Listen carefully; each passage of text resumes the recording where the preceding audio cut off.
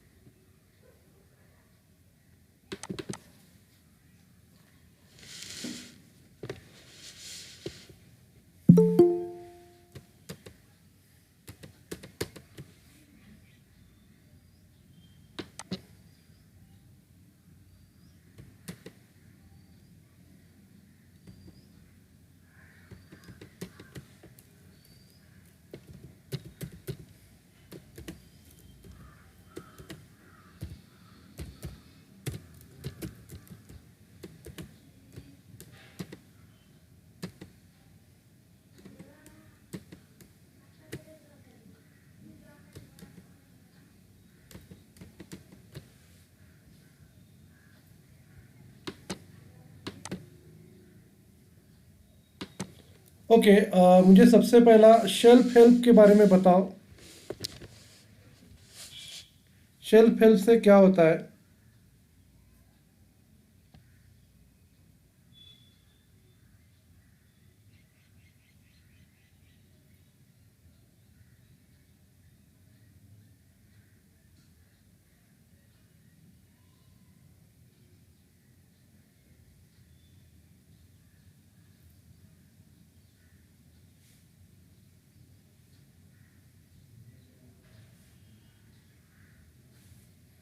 Self help से अपने को अच्छा एक्सपीरियंस आता है, शॉपिंग एक्सपीरियंस आता है। उसके बाद सेलेबल प्रोडक्ट्स मेंटेन रहते हैं। ओके, अच्छा, सेलेबल प्रोडक्ट मेंटेन करने के लिए अपने को क्या केयर लेना चाहिए? सेलेबल प्रोडक्ट मेंटेन करने के लिए अपने को क्या केयर लेना चाहिए?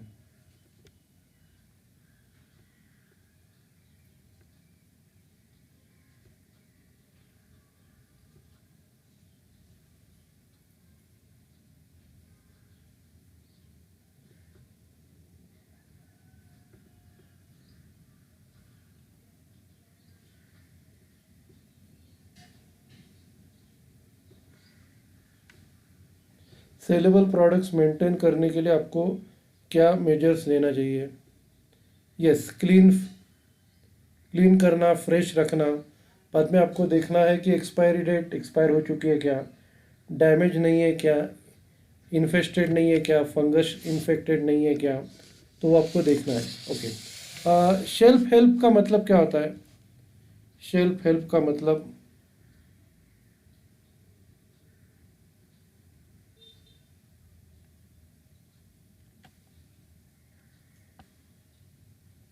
शेल्फ हेल्प का मतलब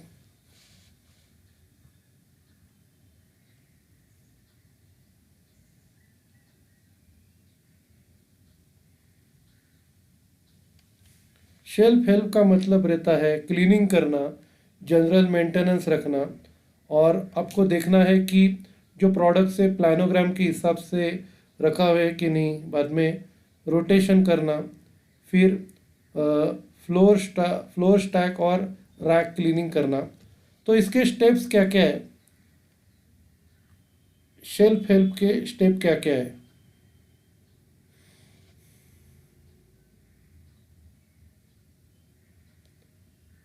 शेल्फ हेल्प के स्टेप क्या क्या है?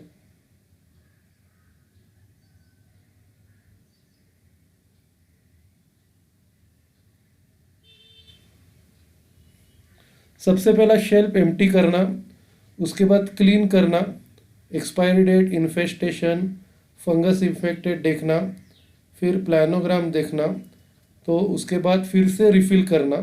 ओके, टॉप टॉप मैनेजमेंट का स्टेप्स क्या है? टॉप टॉप मैनेजमेंट का स्टेप्स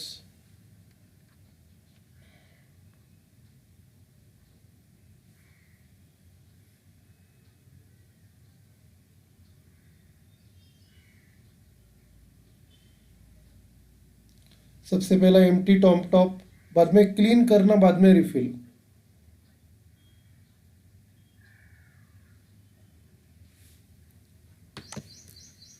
यस। ओके, बेस का क्लीन करने का प्रोसीजर बताओ। बेस क्लीन करने का प्रोसीजर बताओ।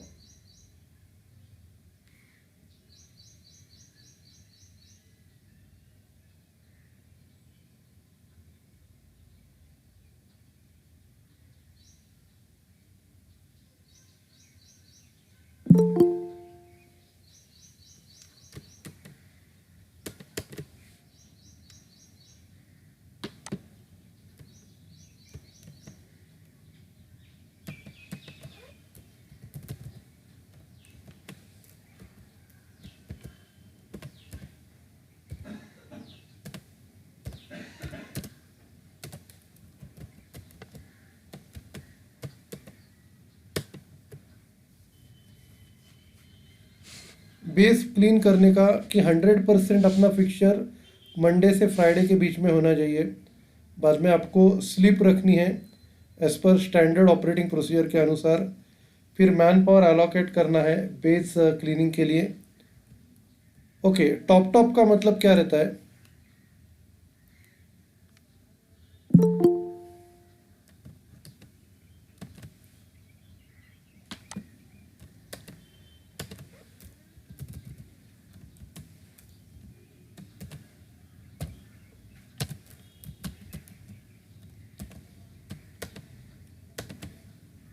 टॉप का मतलब यस, एक्सेस लूज स्टॉक आपको टॉप पे रखना है और उधर से बाद में स्पॉट फिलिंग करना है।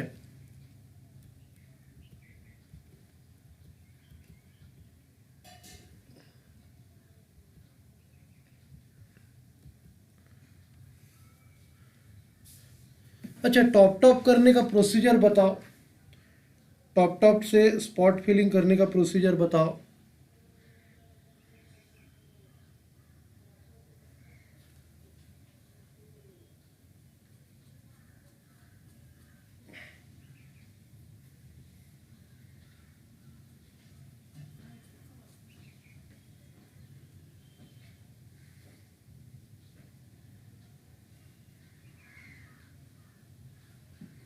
प्रोसीजर क्या है?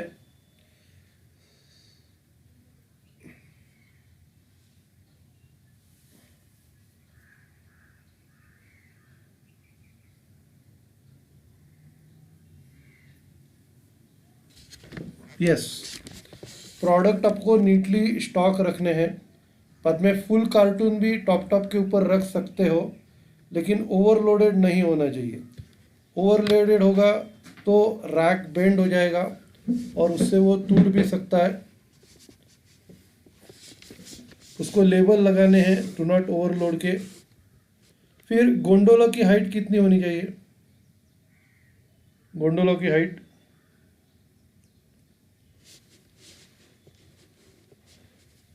गोंडोला की हाइट 6 फीट तक होनी चाहिए और 5 फीट तक है। एक फीट का एक्सटेंडर लगा के बढ़ा सकते हैं।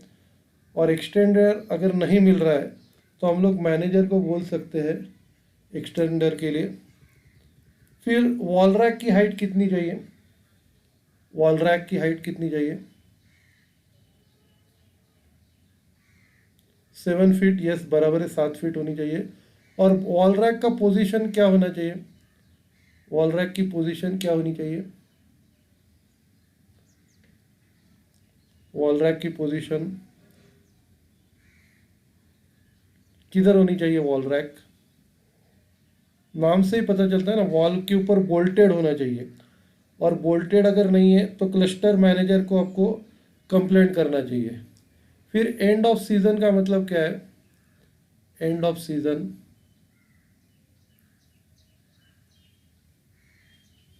यस, वॉल रैक बोल्ट होना चाहिए, बोल्टेड होनी चाहिए। एंड ऑफ सीजन का मतलब क्या है?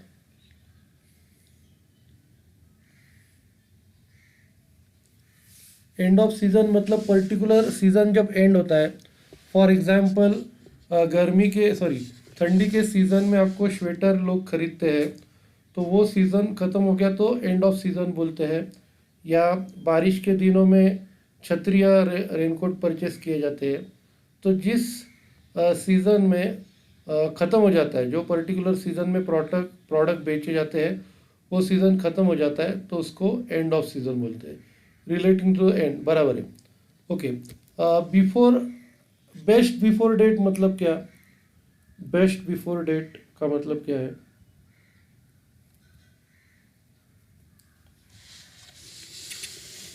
बेस्ट बिफोर डेट का मतलब क्या है? कौन से दिन तक हम लोग बेच सकते हैं, कौन से दिन तक हम लोग बेच सकते हैं ताकि उसके ऊपर लिखी हुई कंडीशन रिटेन कर सके। और उसका अगर फॉर्मेट में मंथ और ईयर रहेगा तो कौन सा दिन कंसीडर करने का मंथ का?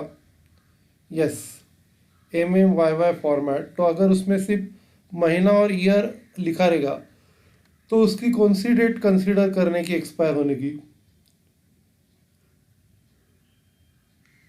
First date, last date, middle date, कौन सी डेट कंसीडर करनी है? अगर सिर्फ महीना लिखा रहेगा, डेट नहीं लिखी रहेगी, यस, फर्स्ट डे, पहला डे कंसीडर करना है। ओके, रिप्लेनिशमेंट मतलब क्या है? रिप्लेनिशमेंट मतलब क्या है?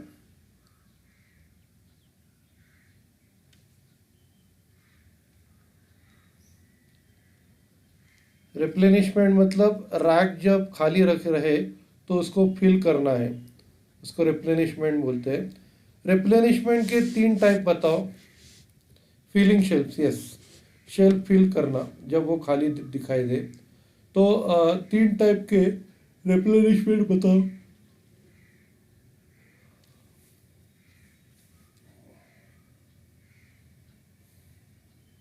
3 टाइप के रिप्लेनिशमेंट।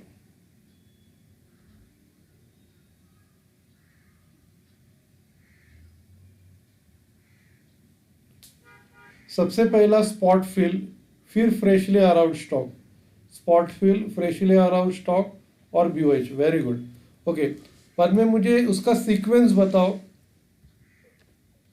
फिल कैसा करने का है, फिल करने का सीक्वेंस। पहला प्रोडक्ट्स किधर से लेने हैं, पहले प्रोडक्ट्स किधर से लेने हैं? पहले प्रोडक्ट्स लेने हैं टॉप से, बाद में, पहले टॉप से प्रोडक्ट लेने हैं, बाद में BOH से, BOH के बाद,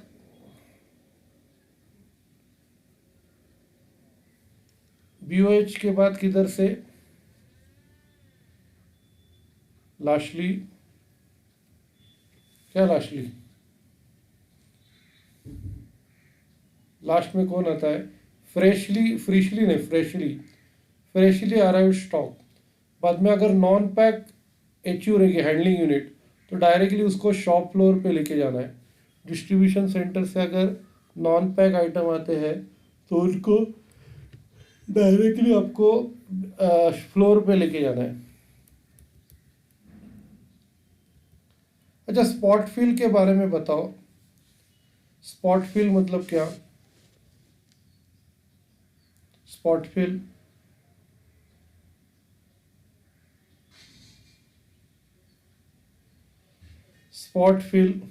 स्पॉट फिल मतलब ऑन द स्पॉट फिल करना कंटिन्यूस बेसिस पे, ऑन द स्पॉट फिल करना कंटिन्यूस बेसिस पे। और उधर सबसे पहला टॉप से गुड लेते हैं, अगर वो नहीं पुरता तो BOS से मंगाते हैं।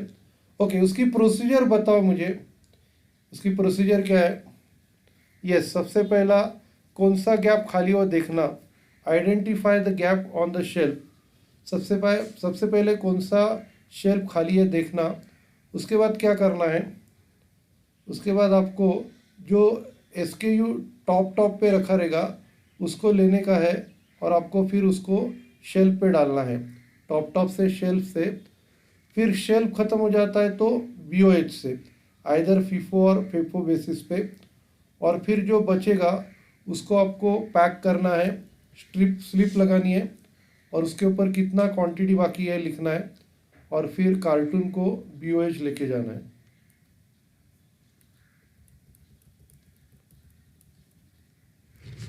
और बीओएच में लेके जाने के बाद जिधर उसकी कैटेगरी के गुड्स है उस कैटेगरी में रखना है।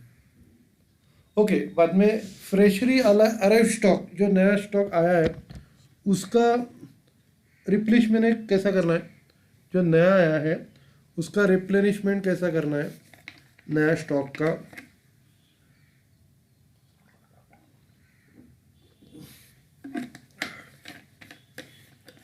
नया स्टॉक का रिप्लेनिशमेंट कैसे करना है।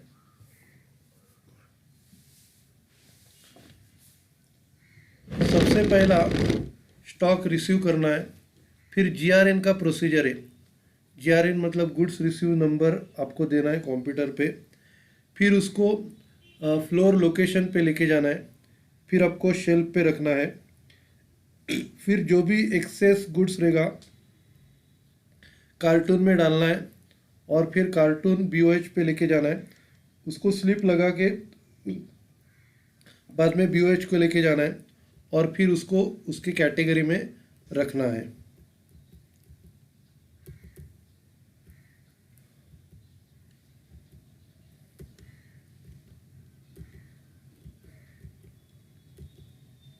अच्छा, श्रिंकेज के कॉजेज क्या क्या है, श्रिंकेज के कॉजेज क्या क्या है।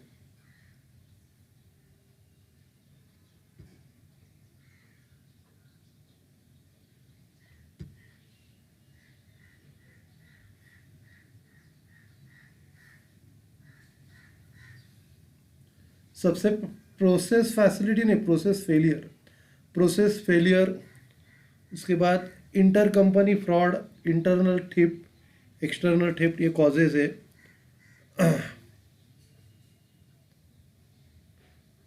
तो श्रिंकेज का मतलब क्या है, श्रिंकेज का मतलब क्या है।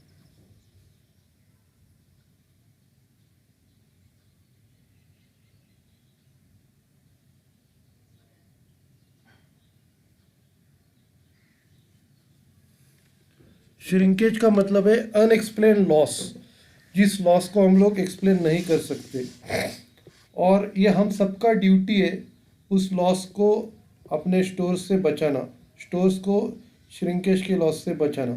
बाद में मेजर कॉजेज बताओ, श्रिंकेज के मेजर कॉजेज बताओ।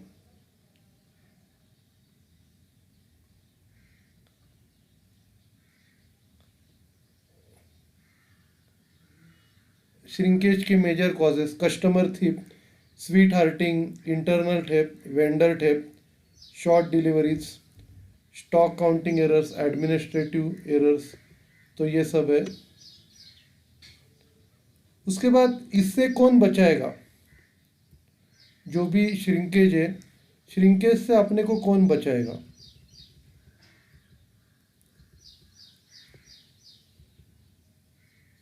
श्रिंकेज से कौन बचाएगा।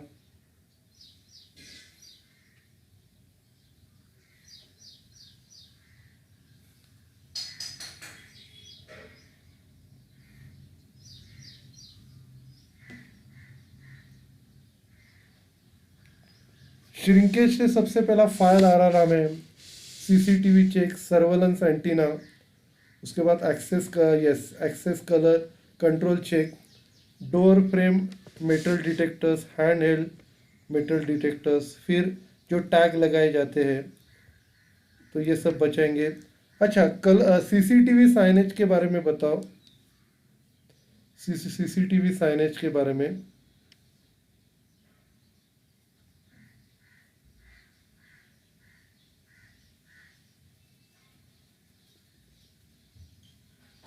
सीसीटीवी साइनेज के बारे में बताओ।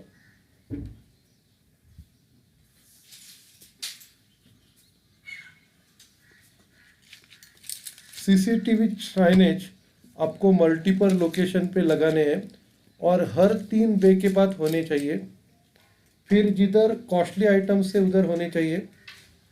फिर सीसीटीवी साइनेज आपको चेक करना है हमेशा, अगर वो फटा रहेगा तो उसका नया प्रिंट आउट निकाल के आपको डिस्प्ले करना है।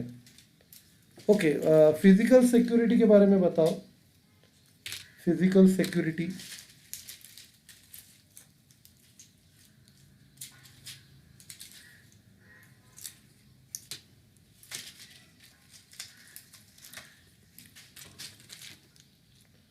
Employ movement at regulation. Okay, सबसे पहला लॉक एंड की चेक करना है।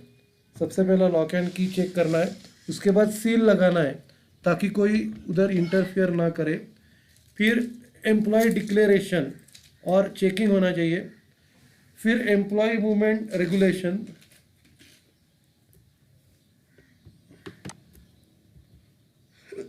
फिर सिक्योरिटी चेकिंग, कस्टमर बैग का चेक करना है। फिर मटेरियल रिसीट एंड डिस्पैच, फिर हाई वैल्यू रोम चेक करना है। फिर जो गुड्स रिटर्न आते हैं उसका टर्म्स एंड कंडीशन चेक करना है। कैश ऑडिट करना है। तो ये सब इम्पोर्टेंट प्रिंसिपल्स आपको फॉलो करने हैं। बाद में ब्रांड वेंडर स्टाफ के साथ किस तरह डील करना चाहिए, ब्रांड वेंडर स्टाफ के साथ किस तरह डीलिंग करना चाहिए।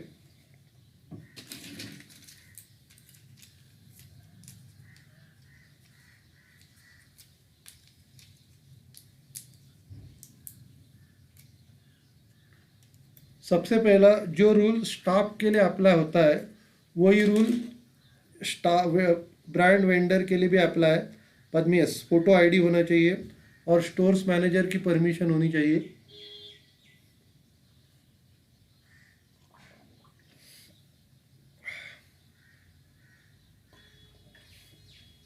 और अगर कुछ हम लोग चेंजेस ला रहे तो वो अपने को उनको कम्युनिकेट करना चाहिए।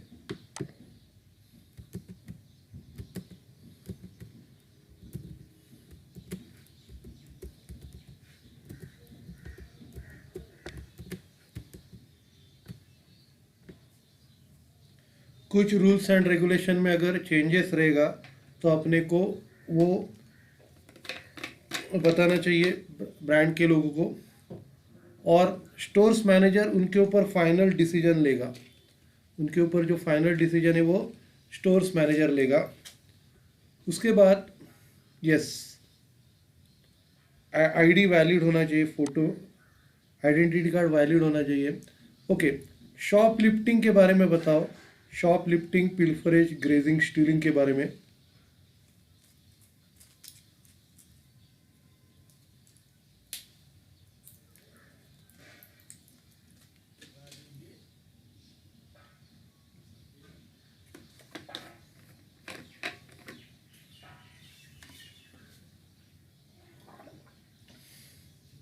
Yes, be vigilant eight all times, हमेशा केयरफुल होना चाहिए। बाद में कस्टमर्स का मूवमेंट ऑब्जर्व करना है। अगर कोई कस्टमर चोरी करते हुए दिखा तो उसको बास्केट ऑफर करनी है और उसको बोलना है कि वो गुड्स बास्केट पे डाले। अगर उसने रखा तो उसको थैंक बोल के छोड़ना है, लेकिन उसके ऊपर हमेशा अपना निगरानी होनी चाहिए। फिर जो कस्टमर रेगुलर आते हैं उनके ऊपर अपने को ध्यान देना है, और जो कस्टमर एक ही सीएसए के साथ अगर बिलिंग कर रहे तो उसको ऑब्जर्व करना है। बाद में उसका वीडियो मॉनिटर करना है उसके ट्रांजैक्शंस को। फिर कस्टमर के बैग्स को आपको बराबर से चेक करना है। फिर जो भी रिटर्न आइटम्स आएंगे उनको चेक करना है। फिर वॉइड बिल्स अगर प्रॉपरली फाइल किए गए, जारी बिल, तो जारी बिल बराबर फाइल किए गए हैं कि नहीं ये आपको चेक करना है। उसके ऊपर सिग्नेचर होने चाहिए, स्टोर मैनेजर या डिपार्टमेंट मैनेजर के उसके ऊपर सिग्नेचर होनी चाहिए। और आपको वाइड ट्रांजैक्शन का वीडियो मॉनिटरिंग करना है ताकि कैशियर पे प्रॉब्लम नहीं आना चाहिए।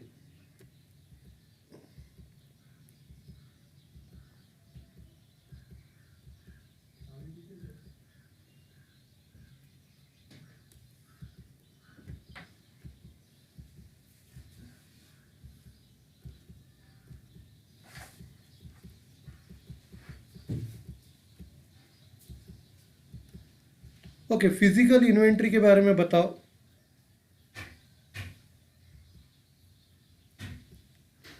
फिजिकल इन्वेंट्री मतलब क्या?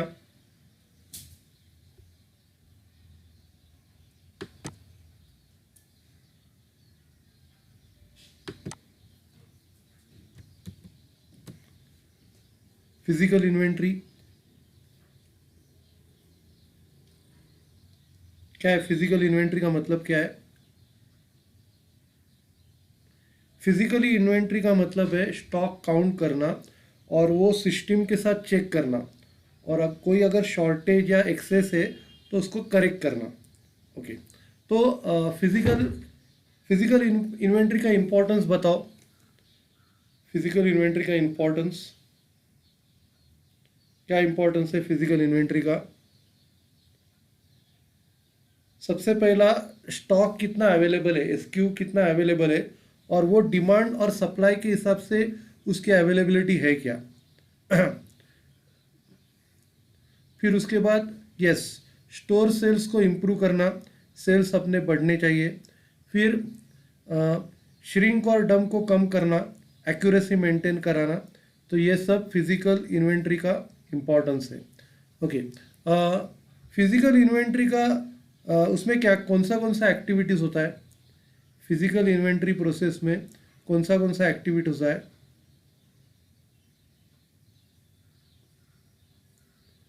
सबसे पहला अपने को प्रिपरेशन करना है, सबसे पहला प्रिपरेशन करना है।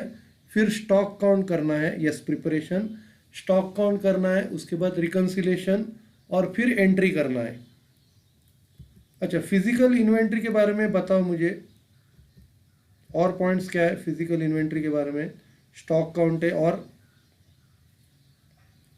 कभी करना है, ईयर में कितने बार करना है, ये कौन से टाइम करना है?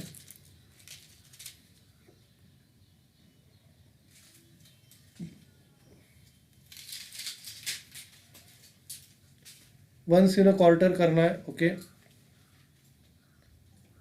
बाद में वो कब करते हैं हम लोग?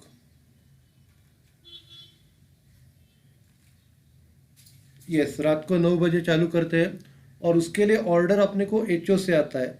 रात को 9 बजे स्टार्ट होता है, और कितने बजे से पहले ख़त्म होना चाहिए?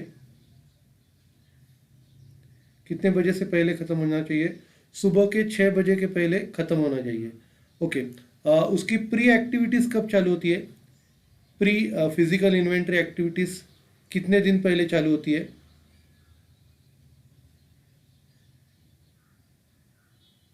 कितने दिन पहले? हाँ, 7 दिन पहले चालू होती है। तो समझो, फिजिकल इन्वेंट्री रॉन्ग हो गया तो क्या होता है? फिजिकल इन्वेंट्री रॉन्ग हो गया तो क्या होता है? लॉसेस ज़्यादा हो सकते हैं, अकाउंटिंग रॉन्ग होता है, फिर रिप्लेनिशमेंट रॉन्ग होता है। ओके, रॉन्ग फिजिकल इन्वेंट्री के लिए कौन रिस्पॉन्सिबल है? रॉन्ग फिजिकल इन्वेंट्री के लिए कौन रिस्पॉन्सिबल है? मैनेजर रिस्पॉन्सिबल है। ओके, फिर क्या करना है? स्टोर स्टाफ को एक चेकलिस्ट बना के देनी है। यस, स्टोर स्टाफ को एक चेकलिस्ट बना के देनी है, कौन सा स्टॉक को चेक करना है। फिर पीआई टीम लीडर को देखना है सभी स्टॉक रेडी है क्या चेकिंग करने के लिए। तो एक बार उसको रेडीनेस पे ऊपर खातरी होती है तो फिर वो ऑर्डर देता है पीआई कंडक्ट करने का।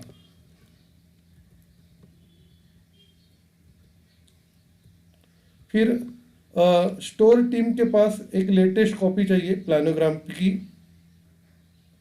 बाद में जिस टाइम आपका पीआई हो रहा है उस टाइम कुछ मूवमेंट नहीं होना चाहिए, मतलब नाइदर स्टॉक से बीओएच की ओर, नाइदर बीओएच से स्टॉक की ओर कुछ आपका फिजिकल मूवमेंट नहीं होनी चाहिए एक बार जब काउंटिंग स्टार्ट होता है तो।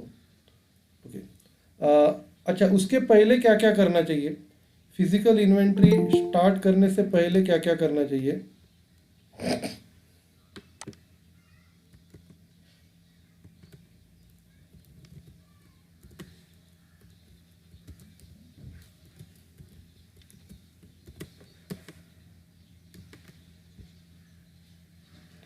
फिजिकल इन्वेंट्री स्टार्ट करने से पहले क्या क्या करना चाहिए? सबसे पहला मैन पावर प्लानिंग करना चाहिए, कितने लोग अपने को चाहिए। फिर अपने को डिस्ट्रीब्यूशन सेंटर को बताना है कि कुछ भी डिलीवरी आफ्टरनून और इवनिंग के टाइम मत करो स्टोर्स पे।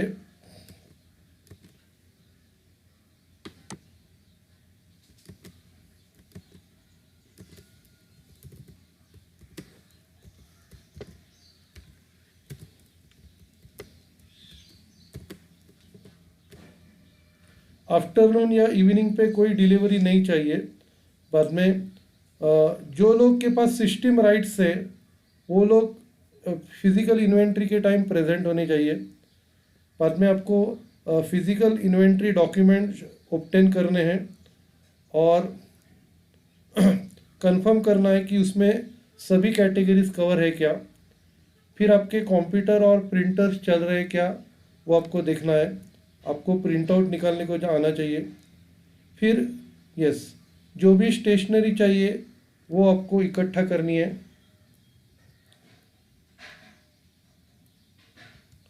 फिर आपको उधर चेक करना है जो भी स्टॉक है वो प्लानोग्राम के हिसाब से स्टोर किया गया है क्या नहीं है। फिर आपको क्या करना है, सभी रिटर्न डॉक्यूमेंट्स को चेक करना है। बाद में आपको कंफर्म करना है कि CHD POS एरिया में कुछ भी गुड्स है कि नहीं, आपको चेक करना है। फिर जो भी PI डॉक्यूमेंट्स ओपन होंगे सिस्टम में वो आपको क्लोज करने हैं। ओके,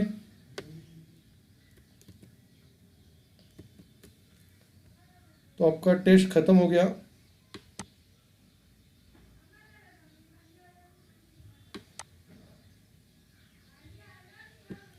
ओके, अभी हम लोग क्या करेंगे, 2 दिन का सेशन स्टार्ट करते हैं।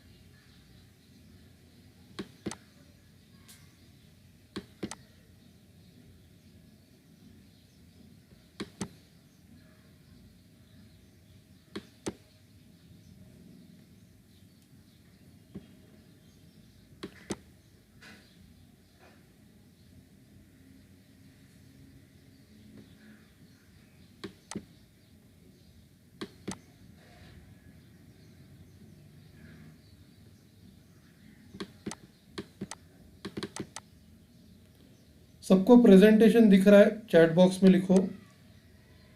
सबको स्क्रीन दिख रही है?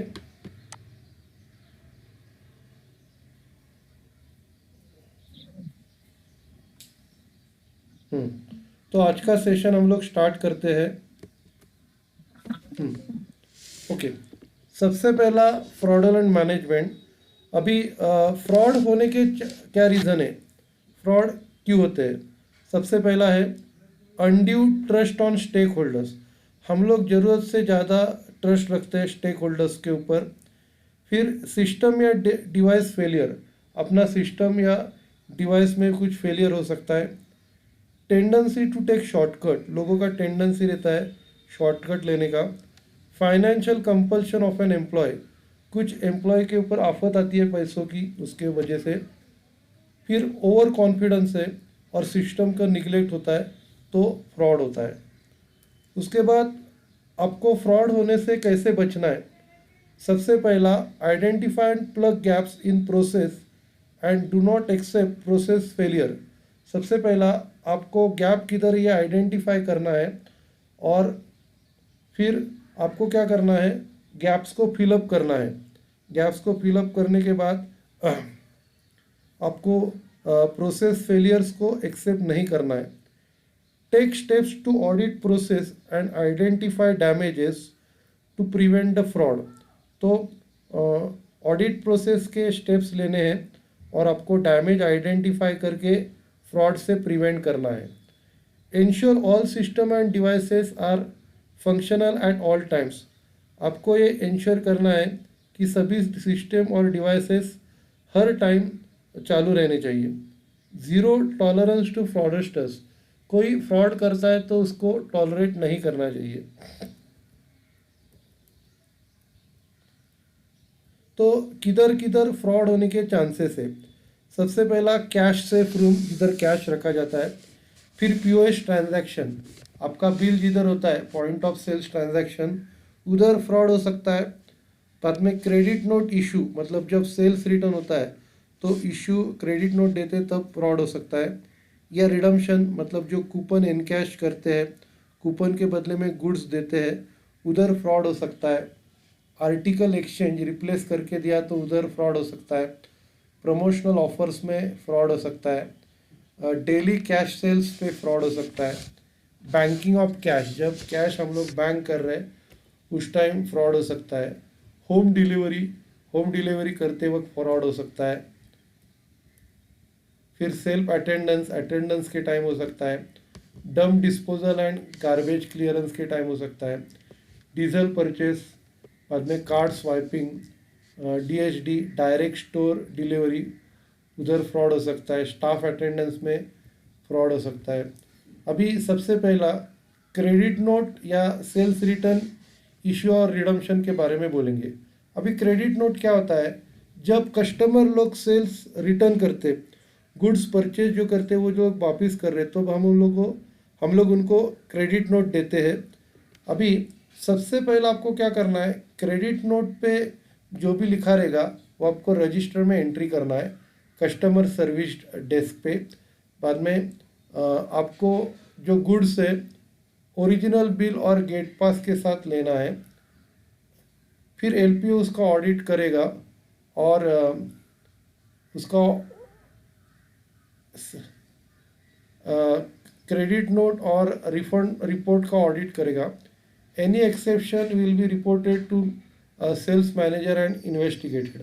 अगर कुछ प्रॉब्लम रहेगा तो वो स्टोर मैनेजर को बताएगा और इन्वेस्टिगेट करेगा। Articles can be exchange replace with in 14 days. अगर कुछ रिप्लेस करना या रिटर्न करना है तो वो 14 दिन के अंदर रिप्लेस करना है। Customer should bring the article to be refunded along with the bill, तो प्रोडक्ट के साथ बिल को भी लेके आना है। LPA to enter the article in material inward register, उस प्रोडक्ट को मटेरियल इनवर्ड रजिस्टर में एंटर करना है। Item return docket to be prepared, फिर आइटम रिपेड डॉकेट बनाना है और उसके ऊपर स्टोर्स मैनेजर के, कस्टमर के और एलपीए के सिग्नेचर होनी चाहिए।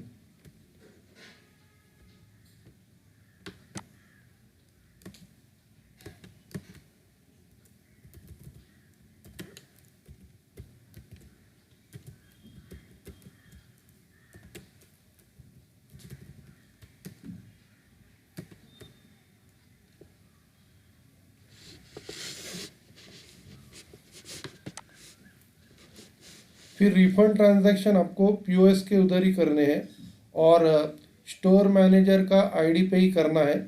बाद में उसके पासवर्ड शेयरिंग अलाउड नहीं है। फिर उसके बाद जो भी रिटर्न ट्रांजैक्शन है उसकी इन्वेस्टिगेशन करना है और डाउटफुल केसेस में आपको उसके वीडियोस देखना है। फिर डेली सेल्स कैश कलेक्शन, तो during ship change and EOD cashiers to perform POS and EDC closure procedure. जब शिफ्ट बदलती है और या डे ख़त्म हो जाता है, कैशियर को पीओएस और ईडीसी चेक करना पड़ता है। Count cash, coupons, credit debit card slips and exchange documents. तो आपको क्या करना है, आपको कैश काउंट करनी है, बाद में जो डेबिट कार्ड क्रेडिट कार्ड के जो स्लिप्स होते हैं उनको काउंट करना है, एक्सचेंज डॉकेट को काउंट करना है। Separate float cash, opening cash और हर दिन जो कैश जमा आती है उसको सेपरेट रखना है।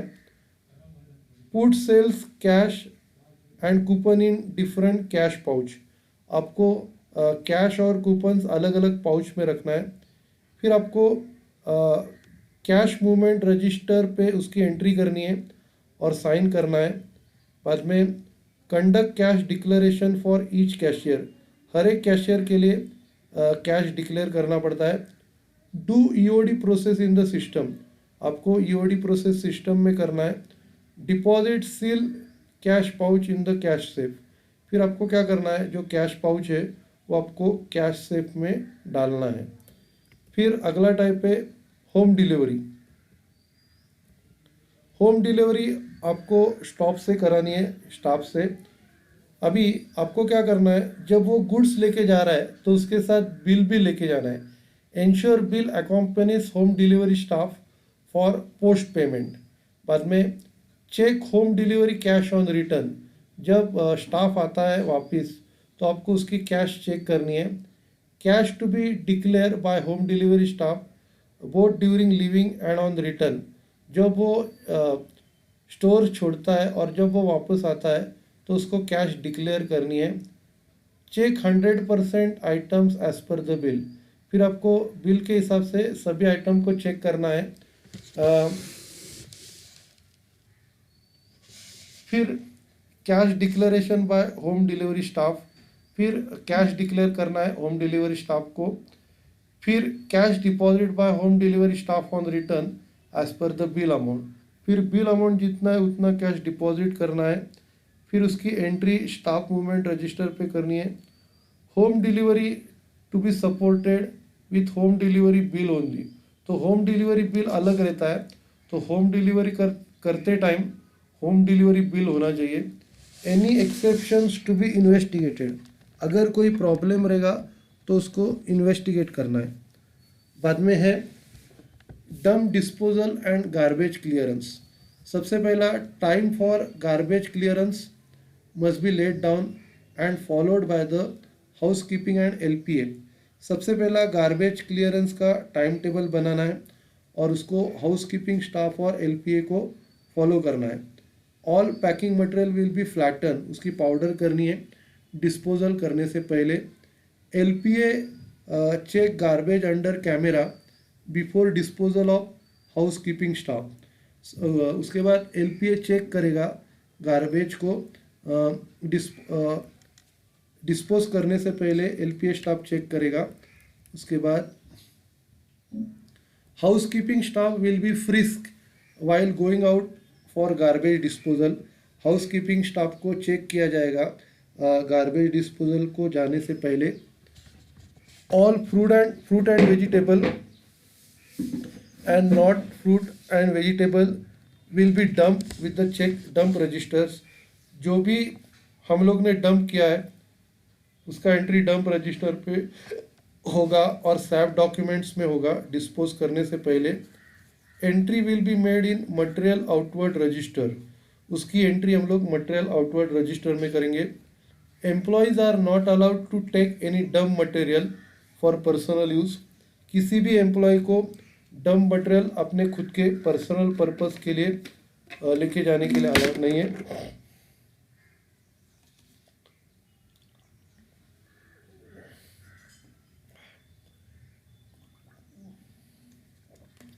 All dump material will be physically destroyed by the LPA before disposal.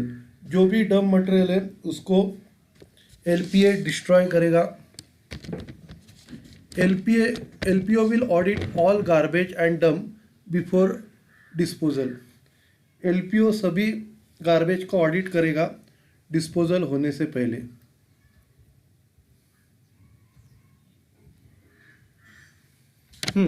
बाद में शॉप लिफ्टिंग से कैसे बचना है।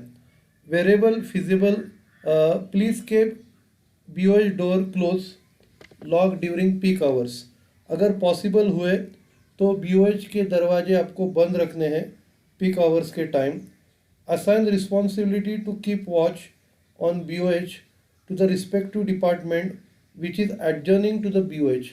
आपको क्या करना है, जो डिपार्टमेंट बीओएच के बाजू में होगा उसको आपको रिस्पॉन्सिबिलिटी देनी है एक वॉच रखने की बीओएच के ऊपर। Train your store staff cashier to keep an eye on frequent store visitors who do not purchase or make small value purchase during the peak hours. Such customer generally pay cash against their transaction. तो आपको जो लोग आते हैं और कुछ purchase नहीं करते या परचेस भी करते रहेंगे तो छोटे क्वांटिटी में परचेस करते हैं, और वो लोग हमेशा कैश पे करते हैं, ऐसे लोगों के ऊपर आपको निगरानी रखनी है। Store should not block view of CCTV camera in and around BOH. CCTV area block नहीं होना चाहिए। Access standard of high shrink SKU, मतलब जो कॉस्टली आइटम्स है उसको आपको स्टोर्स मैनेजर के केबिन में रखना है, जैसे जिलेट है, चॉकलेट है, एक्सेट्रा, तो ये सब स्टोर्स मैनेजर केबिन में रखना है। फिर educate store staff on critical incident reporting process. तो ये क्रिटिकल इंसिडेंट रिपोर्टिंग प्रोसेस है ना, उसको आपको एजुकेट करना है, उसको सिखाना है। Ensure that the concept of everyday SLP is followed as a non going process in your stores.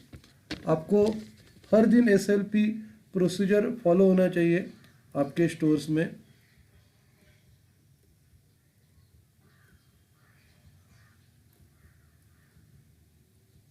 फिर अगला है बैगिंग गाइडलाइंस।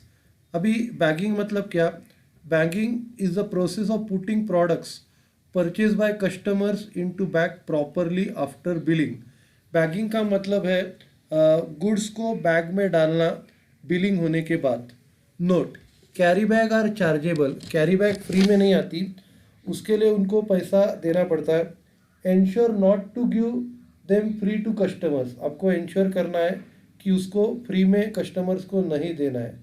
फिर गाइडलाइंस फॉर बैगिंग, कौन से रूल्स एंड रेगुलेशन है बैगिंग के लिए। Acid and chemicals for household cleaning to be bag separately. अगर कुछ एसिड और केमिकल रहेंगे तो उनको सेपरेटली बैग में डालना है। Fruit and vegetable, frozen, dry merchandise should be bag separately before bagging. अगर ये फ्रूट एंड वेजिटेबल है, बाद में ड्राई मर्केंडाइज है, तो उनको सेपरेटली बैग करना है। Hard tag, soft tag should be removed. अगर हार्ड टैग, सॉफ्ट टैग कुछ रहेंगे तो आपको उनको निकालना है। Do not overstuff the bag against their carrying capacity. Carrying capacity के ऊपर आपको कुछ रखना नहीं है।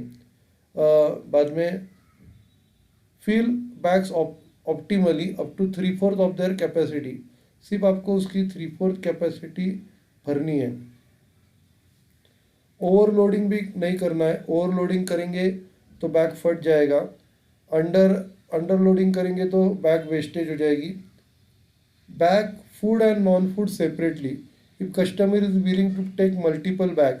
अगर कस्टमर राज़ी है एक से ज़्यादा बैग लेने के लिए तो फूड आइटम्स और नॉन फूड आइटम्स को सेपरेट करना है।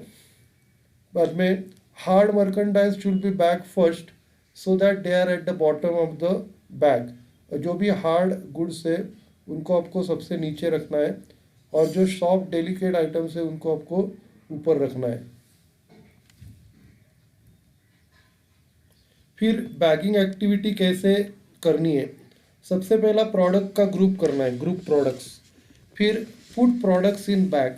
फिर आपको प्रोडक्ट बैग में डालने हैं। Hand over bag hand over bag to customer चाहिए। बैग हैंड ओवर करना है कस्टमर्स को। Thank customer with a smile. फिर आपको स्माइल देके थैंक बोलना है। फिर अगला मॉड्यूल है प्रॉफिट एंड लॉस। अभी प्रॉफिट एंड लॉस में क्या क्या होता है? सबसे पहला नेट सेल्स है, gross margin, commercial gross margin after marketing, delivered gross margin, store operating expenses, retail contribution, बाद में स्टोर इबिटा मतलब earnings before interest, depreciation, tax and amortisation. सबसे पहला सेल्स मतलब क्या? What is the sales?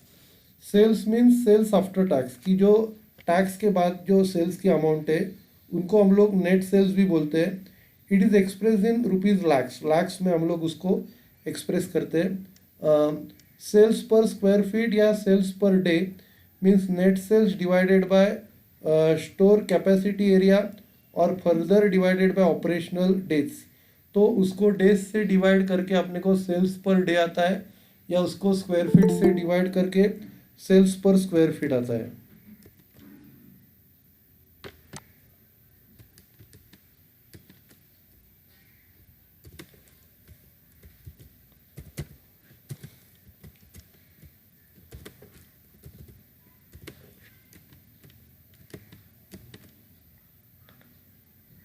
बाद में ग्रॉस मार्जिन मतलब क्या?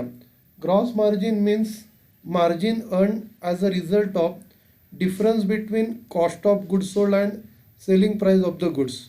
तो सेल्स और कॉस्ट ऑफ गुड्स सोल्ड के बीच में जो डिफरेंस रहेगा उसको हम लोग ग्रॉस मार्जिन बोलते हैं। उसके बाद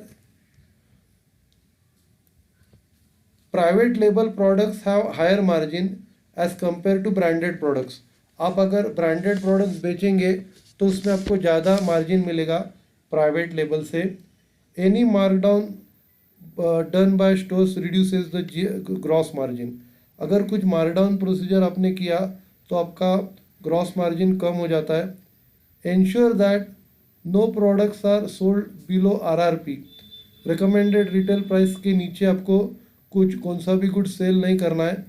which will reduce the store margin. तो उससे क्या होगा, आपका स्टोर मार्जिन कम हो जाएगा। Dump and shrink at stores.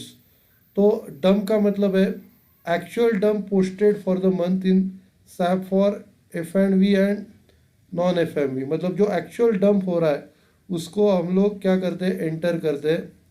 और श्रिंक मतलब डिफरेंस है आपका जो बुक्स ऑफ अकाउंट्स में जो स्टॉक है और फिजिकल स्टॉक कितना है उसमें जो डिफरेंस रहता है वो आपको रिकॉर्ड करना है, वो इन्वेंट्री लॉस है।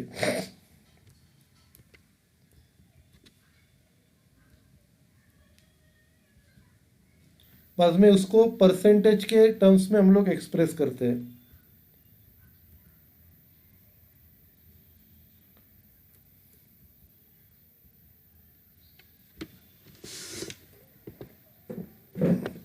ओके, तो अभी आपको श्रिंकेज से कैसे बचना है, आपका लॉस कम से कम कैसे होना चाहिए।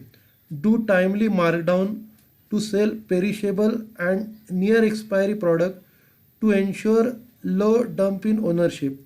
तो आपको क्या करना है, जो आइटम्स की एक्सपायरी नज़दीक आई है उनको मार्क डाउन प्रोसेस में आपको सेल करना है। फिर एसकेयू डेट रोटेशंस आपको करने हैं और आपके प्रोडक्ट फेफो और फीफो के हिसाब से स्टोर होने चाहिए।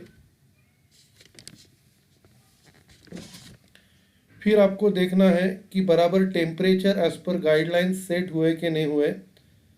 फिर आपको चेक करना है कि कौन सा भी प्रोडक्ट इन्फेस्टेड या रोडेंट है, रैट से डैमेज कुछ हो रहा है क्या। Ensure product stock in BOH and top are manage properly so that it does not lead to drum.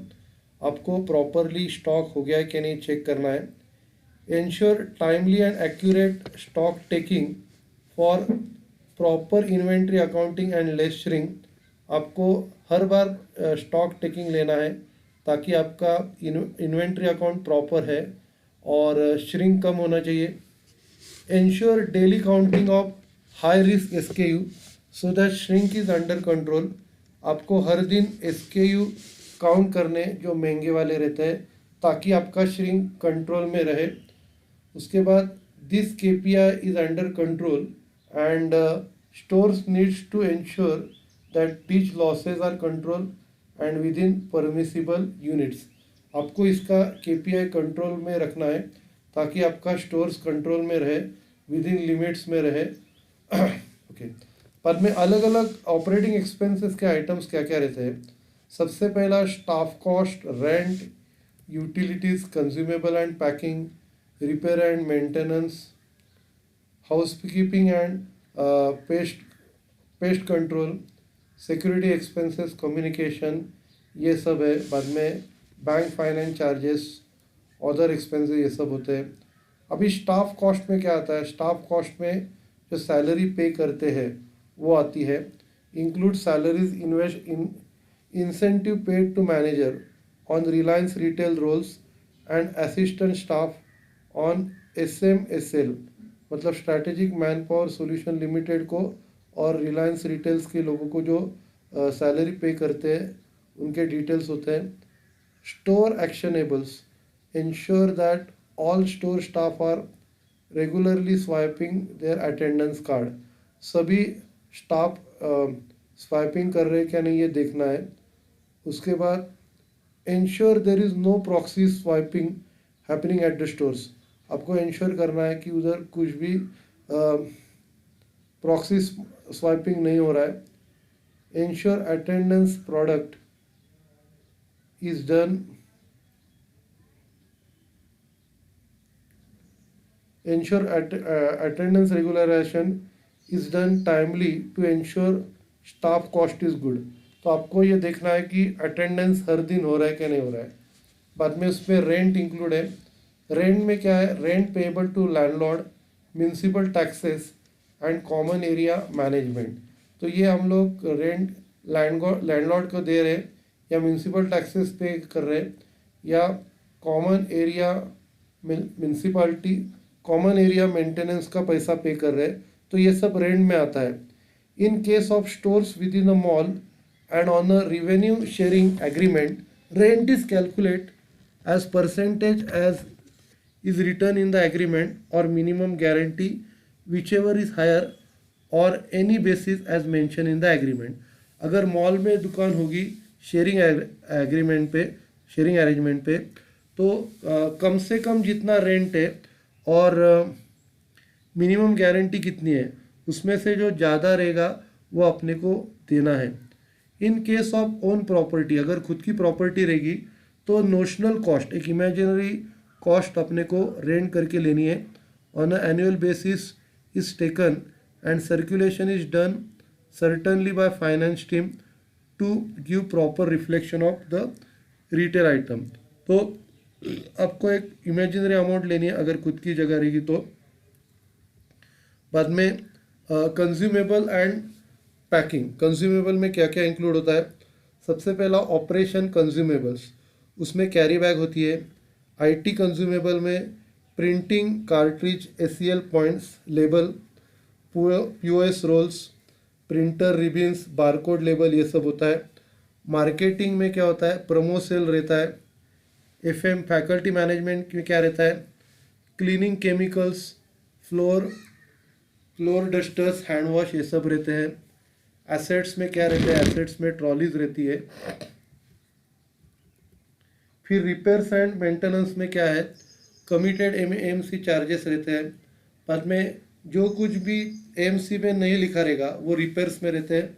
Repairs में भी incurred on electrical installation, chiller, freezer, fixture, shelves, plant and machinery, equipment and others।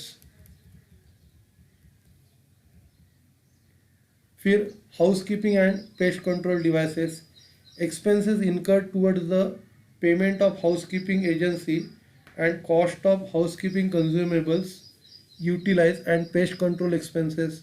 जो भी हम लोग ने housekeeping agency को दिया है या हाउसकीपिंग के लिए जो जो आइटम्स लगते हैं उनका खर्चा। बाद में पेस्ट कंट्रोल का खर्चा। उसके बाद लास्टली ऑदर्स आते हैं। ऑदर्स में सिक्योरिटी एक्सपेंसेस है जो हम लोग सिक्योरिटी एजेंसी को देते हैं, सिक्योरिटी पर्सनल अपॉइंट करने के लिए। बाद में communication expense include expense incurred on telephone and mobile bill.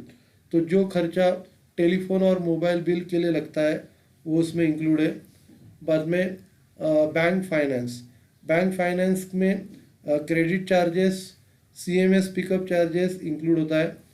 फिर अदर एक्सपेंसेस में handling charges, garbage dump, professional fees, licence fees, travelling expenses, ये सब इंक्लूड रहता है। ठीक है, अभी इसके बाद जो मॉड्यूल 20 है उसमें से कुछ पार्ट अपने जो वेलकम मैंने किया था उस टाइम हम लोग सीखे थे, तो अभी डायरेक्ट हम लोग पार्ट 10 स्टार्ट करते हैं।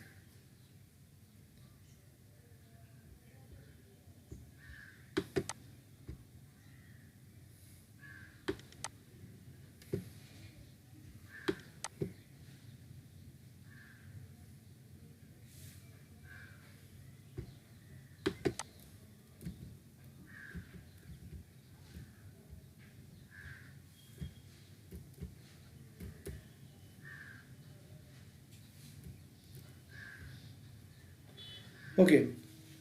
अच्छा, हम लोग ने जो विंडोज़ सॉरी हम लोग ने जो वेलकम किया था उसमें अपने को रिलायंस ट्रेंड से स्टार्ट करना है।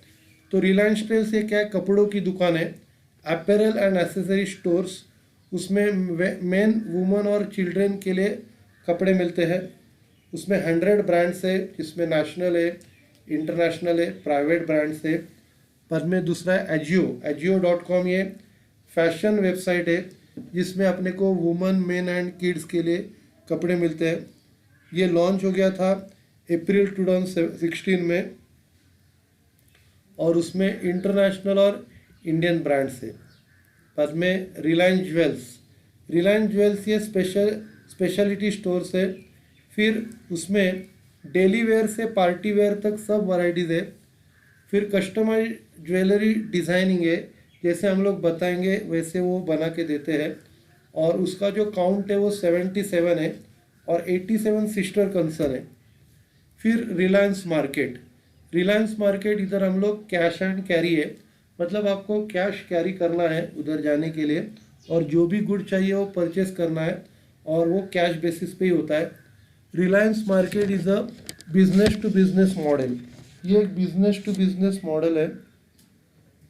उसमें कौन से प्रोडक्ट मिलते हैं, ग्रॉसरी, अपैरल्स, डेयरी, फुटवेयर,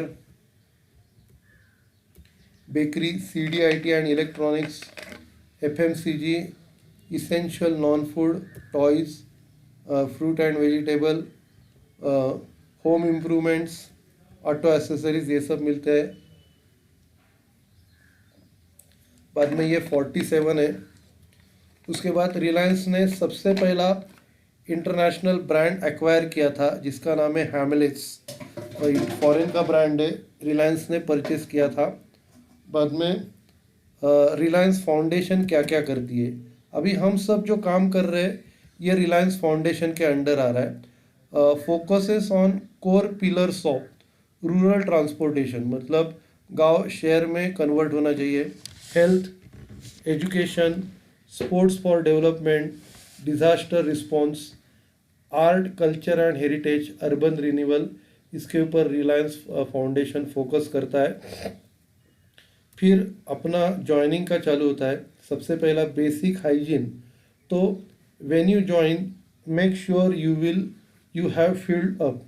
तो जब आप ज्वाइन करते हो तो आपके पास जॉइनिंग रिपोर्ट, एप्लीकेशन फॉर्म, उसके बाद PF and gratuity nomination form, ESIC form, personal insurance coverage nomination form, 4 photographs in grey, 4 photographs in grey background, also 2 photographs of family members, सभी फैमिली मेम्बर्स के photo चाहिए।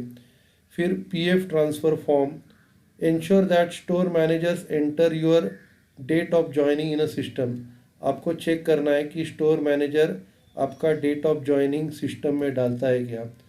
CSA needs to submit medical certificate about his health from a registered medical doctor. अपने को medical certificate submit करना है जो हम लोग रजिस्टर मेडिकल डॉक्टर से लेते हैं।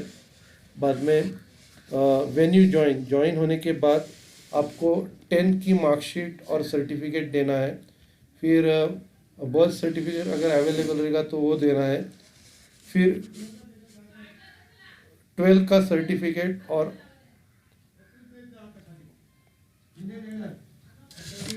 एक मिनट,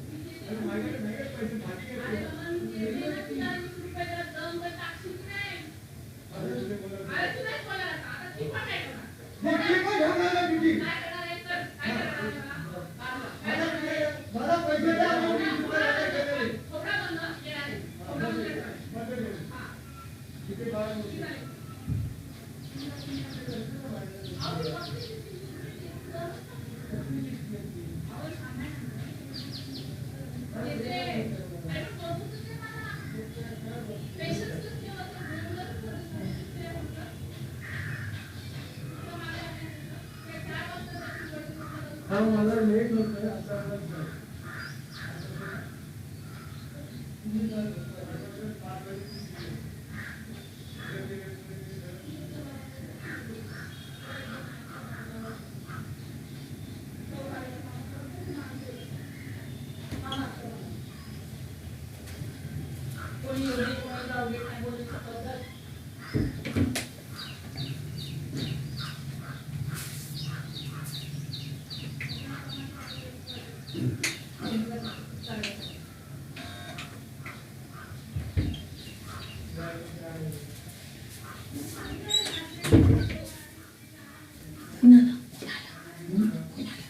कुणाला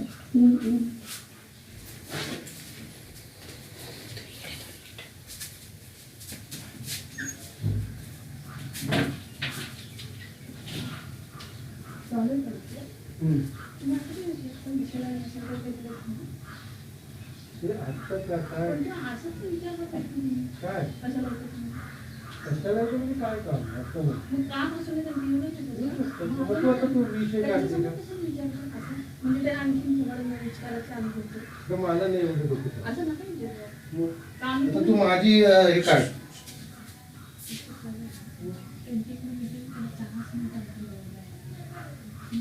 ठीक आहे माझं डोकं नाही सर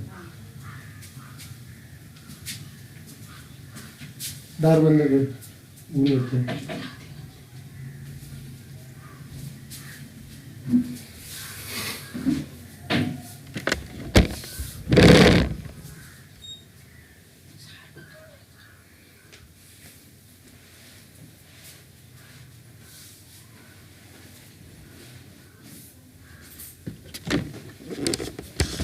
जब आप ज्वाइन करते हो तो आपके पास 10वीं का सर्टिफिकेट मार्कशीट चाहिए, बाद में बर्थ सर्टिफिकेट, 12वीं का सर्टिफिकेट, डिग्री सर्टिफिकेट और मार्कशीट ये सब चाहिए। बाकी कुछ कोर्स किया रहेगा तो उसका सर्टिफिकेट चाहिए। फिर पासपोर्ट की कॉपी और एड्रेस प्रूफ चाहिए। फिर जिधर आपने जॉब किया है उनके सारे के लेटर्स चाहिए। फिर जो भी लेटेस्ट सैलरी सर्टिफिकेट रहेगा, सैलरी स्लिप, वो आपके पास रेडी चाहिए। फिर आपका बैंक अकाउंट होना चाहिए, ICICI, HDFC या SBI बैंक में आपका अकाउंट होना चाहिए। फिर आपके पास पैन कार्ड होना चाहिए। Bring all the original certificate for verification, सब ओरिजिनल सर्टिफिकेट आपको लेके आने हैं वेरिफिकेशन के लिए। उसके बाद आप जब ज्वाइन होते हो तो जो स्टोर से आपको एम्प्लॉय कोड नंबर मिलेगा। On joining all personal profile details of an employee are entered in SAP। SAP में सब डिटेल्स एंटर किए जाते हैं HR सिस्टम में। बाद में एम्प्लॉय को एम्प्लॉय कोड नंबर दिया जाता है, एक 8 डिजिट नंबर है जो यूज़ करता है ऑफिशियल पर्पस के लिए। उसके बाद उसको फोटोग्राफ लेके आइडेंटिटी कार्ड उसको बनाने का लेना है। ज्वाइनिंग होने के बाद आपको वो आइडेंटिटी कार्ड देता है फोटोग्राफ लगा के। फिर अगर आइडेंटिटी कार्ड लॉस होता है तो आपको इमीडिएटली रिपोर्ट करना है इशूइंग अथॉरिटी को। इन case of loss of card you will be charge ₹100 for the issue of duplicate identity card, अगर आपका कार्ड घूम जाता है तो आपको 100 रुपये चार्ज किए जाएंगे डुप्लीकेट आइडेंटिटी कार्ड के लिए। बाद में स्टोर एलोकेशन, आपको स्टोर्स में जॉब आपके नज़दीक मिलता है लेकिन उधर वैकेंसी होनी चाहिए, और स्टोर एलोकेशन का काम HR डिपार्टमेंट करता है स्पेस की अवेलेबिलिटी देख के, और जो भी रोल है वो चेक करना पड़ता है। प्रेफरेंस दिया जाता है, जो लोग नज़दीक रहते हैं उनको प्रेफरेंस दिया जाता है। बाद में staff uniforms are provided to all associate at the time of joining. तो लोग जब ज्वाइन करते हैं तो सबको यूनिफॉर्म दिया जाता है। In case an associate leaves the organisation within 6 months of joining, uniform cost will be recovered from an employee. अगर आप 6 महीने से पहले अगर आप जॉब छोड़ेंगे तो आपसे यूनिफॉर्म का खर्चा आपके सैलरी से कट हो जाएगा। फिर व्हाट आर योर राइट्स, आपके राइट क्या क्या है। सबसे पहला, अपॉइंटमेंट लेटर आपको ज्वाइनिंग के टाइम मिलना चाहिए। फिर कंफर्मेशन लेटर 6 महीने के बाद आपको मिलना चाहिए। फिर आपको पेन स्लिप हर महीने की मिलनी चाहिए। ID कार्ड ऑन ज्वाइनिंग, आपको ID कार्ड मिलना चाहिए। फिर स्टोर के वर्किंग आवर्स, स्मार्ट जो है 7 से 10 खुला रहता है Monday to Friday. Exception time, अगर मॉल में अगर स्टोर्स रहेगा तो उसमें टाइम कुछ अलग रहेगा। ड्यूटी टाइम जो है आपका 8 घंटा है। लंच का 30 मिनट का ब्रेक होता है, और चाय दिन में 2 बार होता है। फिर शिफ्ट का टाइमिंग सुबह 6 से 3 और इवनिंग का 2 से 11। फ्रेश में और स्मार्ट में सेम टाइमिंग है, मॉर्निंग 6 से 3 और 2 से 11। स्मार्ट में भी सेम टाइमिंग है। वीकली ऑफ सैटरडे संडे और हॉलीडे छोड़ के कौन सा भी, मंडे टू फ्राइडे में से कौन सा भी ले सकते हैं। फिर ड्रेस कोड, आपको स्मार्ट जैकेट और यूनिफॉर्म ऑर्गेनाइजेशन प्रोवाइड करेगी। फिर सैलरीज एंड रीइंबर्समेंट, आपका जो सैलरी है आपके बैंक अकाउंट में क्रेडिट हो जाएगा 7th वर्किंग डे के दिन। फिर अथोराइज बैंक है ICICI बैंक, HDFC और SBI।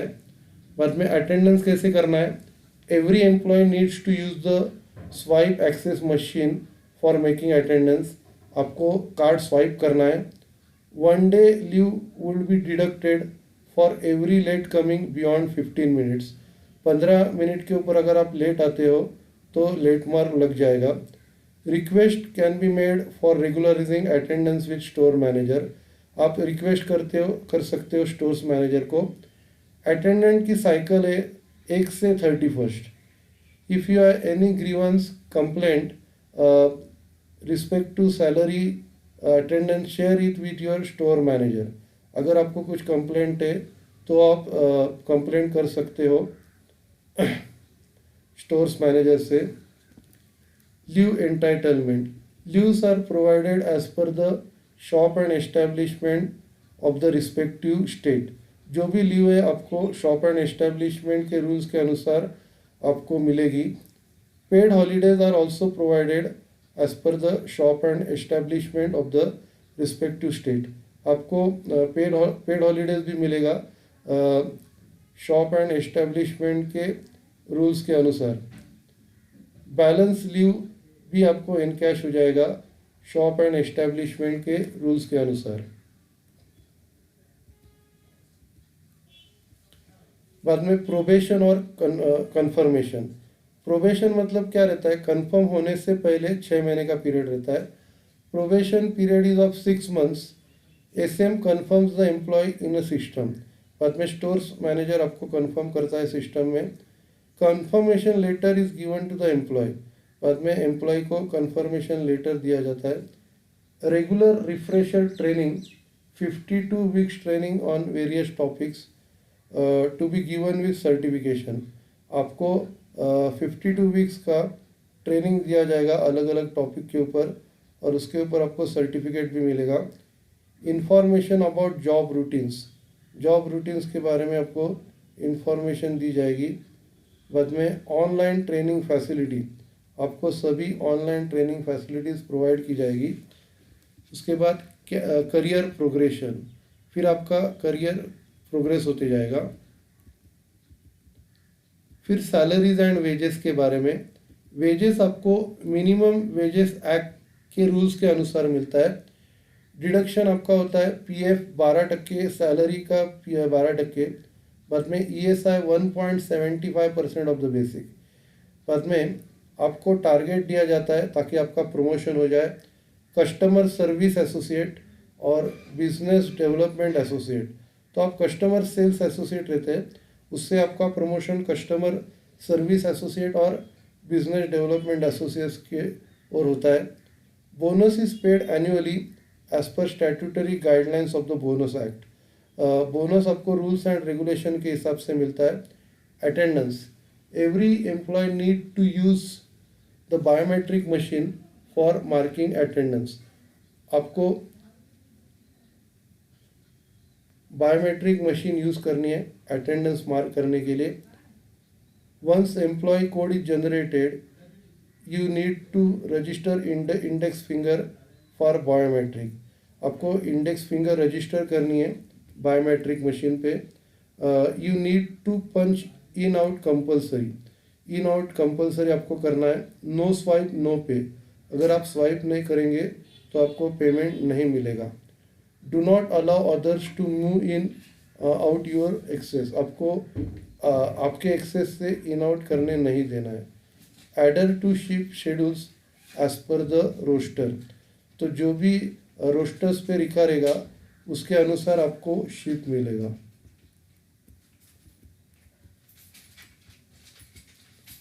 फिर एम्प्लॉय बेनिफिट्स, एम्प्लॉय को कौन से बेनिफिट मिलते हैं। सबसे पहला तो पीएफ का बेनिफिट मिलता है। 12% आपके सैलरी से कट होता है और 12% एम्प्लॉयर भी देता है। उसमें से 3.67 पीएफ को जाता है और 8.33 पेंशन को जाता है। फिर ईएसआई आपका 21,000 तक कट होता है, ग्रॉस सैलरी के ऊपर 1.75% और एम्प्लॉयर का कंट्रीब्यूशन 4.75% है।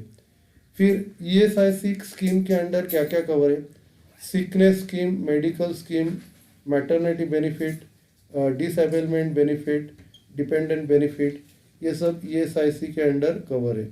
ईएसआईसी मतलब एम्प्लॉय स्टेट इंश्योरेंस कॉरपोरेशन। अभी जो प्रोविडेंट फंड होता है वो किस चीज़ के लिए वो यूज़ कर सकते हैं।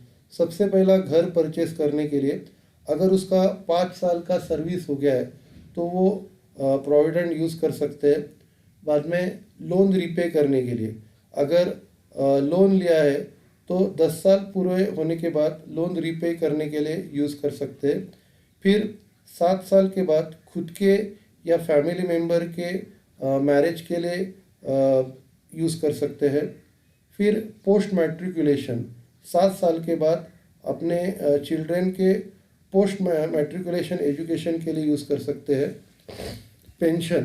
Pension to member on retirement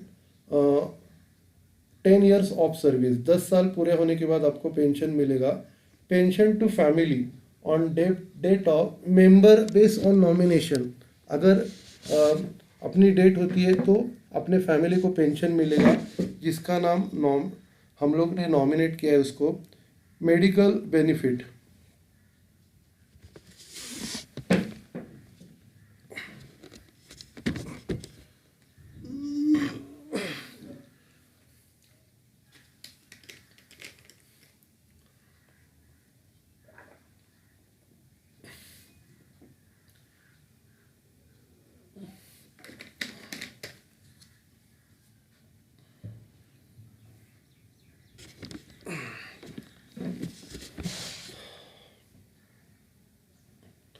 full medical care is provided to an insured person and his family members from the day he enters insurable employment।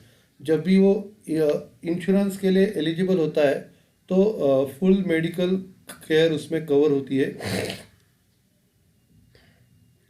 There is no ceiling on expenditure on the treatment of a insured person or his family member.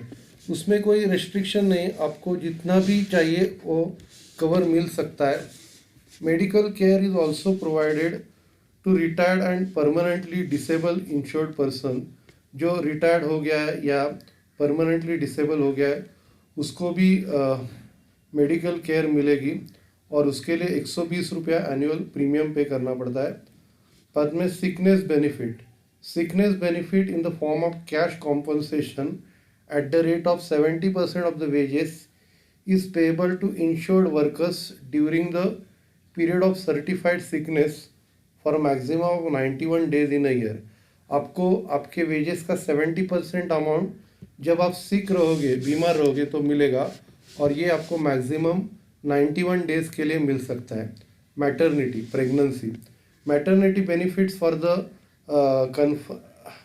for confinement pregnancy is available for 6 months, which is extended by further 1 month on medical advice। 6 महीने का आपको pregnancy leave मिलता है और वो अगर medical advice है तो 1 महीना बढ़ा भी सकते हैं। फिर other ESI benefit, funeral expenses, मतलब अगर आपका कोई फैमिली मेम्बर एक्सपायर होता है तो 10,000 आपको उसके क्रियाक्रम के लिए मिलता है। लीव मैनेजमेंट, लीव्स का हम लोग ने पहले ही पढ़ा था, वही है। फिर group term life insurance philosophy, the company acknowledges the need of requirement of employees family in the event of untimely death. तो कंपनी को मालूम है जो क्या प्रॉब्लम्स आते हैं कि अनटाइम डेट अगर हो गया तो इसके लिए हम सबको टर्म लाइफ कवर देती है। फिर applicability, the policy shall be applicable to all employee of Reliance Retail group. तो ये पॉलिसी सभी के लिए एप्लीकेबल है जो इसके मेंबर्स है। It guarantees payment of stated amount of monetary benefits sum assured on the death of the life insurance during the policy term. तो वो एश्योर करती है उतना पेमेंट देने के लिए अगर किसी मेंबर की डेट होती है। For CSA the capital some insured is ₹5 lakh. CSA के लिए इसका जो पॉलिसी है वो 5 लाख की है और उसके लिए 22 रुपया आपका प्रीमियम पे किया जाता है। Accident insurance 5.5 lakh with zero premium. Accident insurance आपको 5.5 लाख का मिलता है। फिर क्या क्या आपको फॉलो करना है, culture and engagement. Brush your teeth daily, आपको हर दिन ब्रश करना है टीथ को। बाद में क्लीन एंड पॉलिश टीथ, आपको टीथ क्लीन एंड पॉलिश करना है। वॉश एंड वेयर यूनिफॉर्म, आपको हमेशा यूनिफॉर्म धो के पहनना है। फिर कीप हेयर कोम, आपको हमेशा कोम करना है हेयर को। डेली बाथ बिफोर वर्क, काम पे जाने से पहले आपको हर दिन नहाना है। फिर ग्रूमिंग स्टैंडर्ड्स मेन के लिए क्या क्या है, साइड बंस मतलब कल्ले आपके कान के नीचे नहीं आनी चाहिए। मस्ट शेव डेली, हर दिन शेविंग करना है। नो डिज़ाइनर बियर्ड, आपको कुछ ऐसे स्टाइल वगैरह रखना नहीं है। Neatly cut and clean fingers daily, हर दिन आपको नाखून कट करने हैं और क्लीन करने हैं। नो ईयरिंग, कानों में बाली वगैरह पहननी नहीं है। और बॉडी पियर्सिंग और टैटूज अलाउड नहीं है। Not more than 1 finger ring, एक से ज़्यादा फिंगर रिंग अलाउड नहीं है। No chains and pendant about shirt line, shirt के ऊपर कोई चेन दिखनी नहीं चाहिए। बाद में ग्रूमिंग स्टैंडर्ड फॉर वुमन के लिए hair to be neatly combed and tidy, आपके हेयर लेडीज़ के हेयर कोम होने चाहिए। Only 1 pair of ear top, earring एक ही डालनी है। Only 1 bangle is allowed, bangle सिर्फ एक डालनी है, ग्लास के बैंगल्स अलाउड नहीं है। ओनली अ स्मॉल बिंदी, छोटी बिंदी अलाउड है। No high heel footwear, high heel के शूज़ नहीं डालने हैं। नेल्स क्लीन रखने हैं। बाद में नेल पॉलिश और लिपस्टिक लाइट कलर की लगानी है। यूनिफॉर्म आपको इमीडिएटली ज्वाइन होने के बाद यूनिफॉर्म मिलेगा। और अगर आप जॉब 6 महीने पहले छोड़ते हैं तो उसका पैसा आपके सैलरी से रिकवर किया जाएगा। What is expected from you, आपसे क्या एक्सपेक्टेड है। Work actively as per the instruction given to you, जो इंस्ट्रक्शन आपको दिए गए हैं उसके हिसाब से काम करना है। फॉलो इंस्ट्रक्शंस ऑफ सुपीरियर, जो भी सुपीरियर आपको इंस्ट्रक्शन दे रहे उनको फॉलो करना है। फिर आपको पंक्चुअल रहना है, जॉब को टाइम पे अवेलेबल रहना है। Behave well both with customers and colleagues, customer और कलीग के साथ आपको अच्छी तरह बर्ताव करना है। Be ready to carry out all type of works assign to you, जो भी काम तुम लोग को दिया जाएगा वो काम करने को आप रेडी रहने चाहिए। Safety of cash equipment and goods lies with you, आपके पास कैश इक्विपमेंट और गुड्स की सेफ्टी आपके पास है। HR help desk to provide you a safety speedy response, your store HR is available who will answer your queries with regards to HR policies, attendance regulation, salary reimbursement, and assist in revolving your issues. आपको अगर कुछ problem है तो HR help desk हमेशा available रहेगा, जो आपके salaries के प्रॉब्लम को सॉल्व करेगा। Any information on updates of personal details you should inform your store HR। अगर कुछ प्रॉब्लम रहेगा तो आपको स्टोर HR को इन्फॉर्म करना है। परमिट डोंट डू, आपको क्या क्या नहीं करना है। सबसे पहला ग्रेजिंग थिप, आपको चोरी नहीं करनी है। फिर दूसरे का कार्ड स्वाइप नहीं करना है। प्रॉक्सी अटेंडेंस नहीं लगाना है। फिर आपको 3 दिन से ज़्यादा अनइन्फॉर्म एब्सेंट रह सकते हो, लेकिन 3 दिन अनइन्फॉर्म नहीं होना चाहिए। आपको बताना चाहिए मैं एब्सेंट हो रहा हूँ। हैबिचुअल एब्सेंटिज्म, आप बार बार एब्सेंट हो या लेट कमिंग हो वो नहीं चलेगा। Companies utilising companies cash for personal purpose, company का कैश पर्सनल पर्पस के लिए यूज़ करना। और engaging with any other business, कुछ दूसरा बिजनेस करना। Food and drink on the shop floor, आपको कुछ खाना पीना नहीं है शॉप फ्लोर पे। मनी लेंडिंग बिजनेस, आपको उधारी का बिजनेस नहीं करना है। प्रेजेंस इन ड्रंकन स्टेट, आपको दारू पी के नहीं आना है। फिर आपको स्लीपिंग, सोना नहीं है। Accept gift from vendor customer, आपको कुछ भी वेंडर से गिफ्ट एक्सेप्ट नहीं करना है। गैम्बलिंग, आपको जुआ नहीं खेलना है। Communicating with press and media, आपको कुछ प्रेस एंड मीडिया को कम्युनिकेट नहीं करना है। डिस्क्लोजिंग कॉन्फिडेंशियल मैटर, आपको कुछ कॉन्फिडेंशियल मैटर डिस्क्लोज नहीं करना है। Spitting smoking at work place, आपको थूकना या स्मोकिंग करना अलाउड नहीं है। फिर टेक फोटोग्राफ्स, आपको फोटोग्राफ लेने को अलाउड नहीं है। पुट मोबाइल इन रिंगिंग मोड, आपको मोबाइल हमेशा साइलेंट रखना है, रिंगिंग मोड पे नहीं रखना है। बाद में वॉकमैन या आईपॉड यूज़ नहीं करना है। फिर मेक और रिसीव पर्सनल कॉल, आपको पर्सनल कॉल रिसीव या करने नहीं है।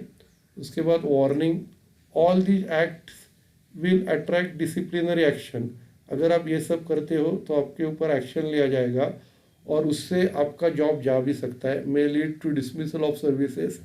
Any loss of companies goods, money और goods will be recovered from salary, अगर कंपनी का पैसा या गुड्स का लॉस हो रहा है तो वो आपके सैलरी से वसूल किया जाएगा। ओके, तो ये अपना हो गया। अभी 4:18 हो गए, तो हम लोग क्या करते हैं, आधा घंटा ब्रेक लेते हैं। 4:50 को हम लोग ज्वाइन होते हैं। आधा घंटा प्रिपेयर करो, 4:50 को फिर से ज्वाइन होते हैं। एक बार फ़ोटो लेता हूँ।